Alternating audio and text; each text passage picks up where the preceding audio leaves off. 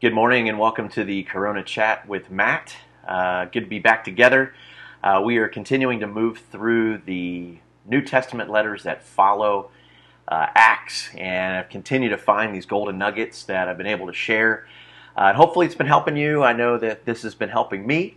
And here in Florida, we are still experiencing the COVID. So hopefully these have also been times of encouragement for all of us during these trying times, and of course the current events that just continue to rain down on us and challenge us to the core. So hopefully this time will help you this morning. We're moving into 1 Peter, and that is really written to Gentile disciples facing persecution. So it's kind of a unique letter, and because of the intense persecution and facing these griefs and trials of many kinds, that's in verse 6, Peter realizes that he needs to help them see what's really going on behind the scenes. So many times, and I can take this when I look in the mirror, I lose my grip on what's really going on, and I can start taking matters in my own hands. I become impatient, I become faithless, and that, of course, causes me to lower my guard, and then I begin to compromise, and then I start to sin in some way, shape, or form. And really what's going on for me personally is I start losing my why. Why am I doing this? Why am I holding on? Why am I denying myself? Why am I carrying my cross?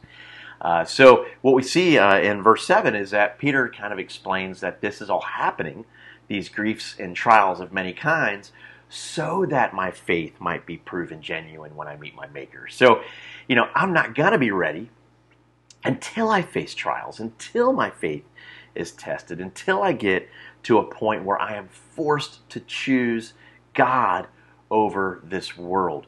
So really, if I think about it, it's suffering that refines me.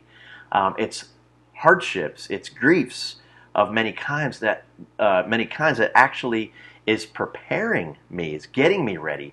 Verse 9 kind of explains that, because of going through these trials and persevering, meaning like I'm not giving up, I'm remaining faithful, I will be prepared to receive that goal of my faith, which is salvation. So the rest of the chapter really makes sense after looking at it through this lens. 13 through 15, it says, prepare for action. Be self-controlled, be obedient, not reverting back to my old life.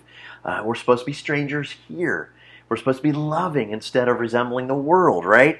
Actually loving from the heart, a vulnerable type of love. And how are we supposed to do this? Well, verse 23, I have been born again, and I have salvation to look forward to, so I can get through anything.